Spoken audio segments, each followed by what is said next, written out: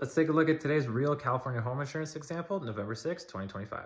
We have this pretty home in Murrieta, California. The price for the home is $700,000, 4-bed, 3-bath, 2,086 square feet. It's in 92562 in Murrieta. The dwelling for this home came out to $529,000.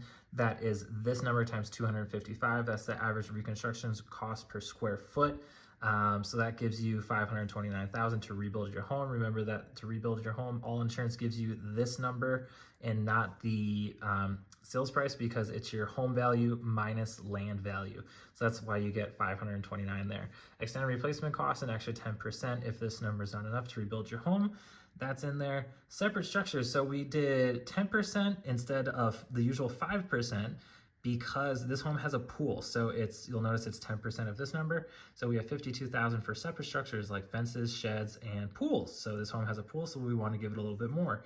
Personal property, we have $211,000 for their personal property. That we can do 40% or 55% of the reconstruction costs. Typically 40% is fine, but remember we have limits for things like firearms, jewelry, and art. We have loss of use at $52,900. If something happens to your home and you need to live somewhere else, the $52,000 covers you up to a year for things like renting a house. Personal liability is $300,000 to help you from getting sued. We have guest medical. Someone slips and falls and breaks their arm, they need x-ray. $1,000 is given to you for that. Don't have to use your deductible. HOA loss estimate, if someone slips and falls at the HOA, whether you have one or not, this is included, so you don't have to worry whether you have one or not. Someone sues the HOA and then they pull money from everybody else. That's what this comes from. And then we have the limits for everything here. So that's just normal stuff. The price comes out to $3,743 for the year. That's $312 a month.